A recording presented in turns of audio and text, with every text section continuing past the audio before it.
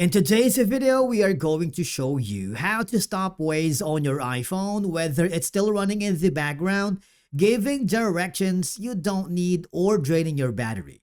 Let's begin. Now, the first thing that you need to do if Waze is actively navigating, all I have to do is tap at the bottom of the screen where the route info appears. In my case, I have this, okay?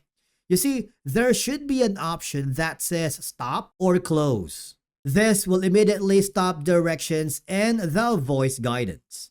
Now, another option is, if Waze is still running, swipe up from the bottom of your screen, or double press the home button if you want in your iPhone. Find Waze in the app switcher, swipe it to fully close the app. It's super simple.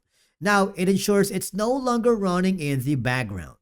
Another option that you can do is, now go to settings on your iPhone, scroll down until you find the privacy and security.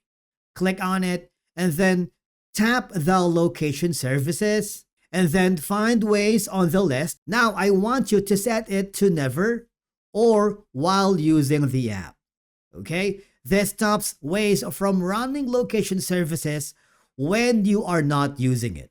Another option that you can do, go back again to the settings, tap General, and then scroll down until you find the background app refresh. Now find Waze and toggle it off.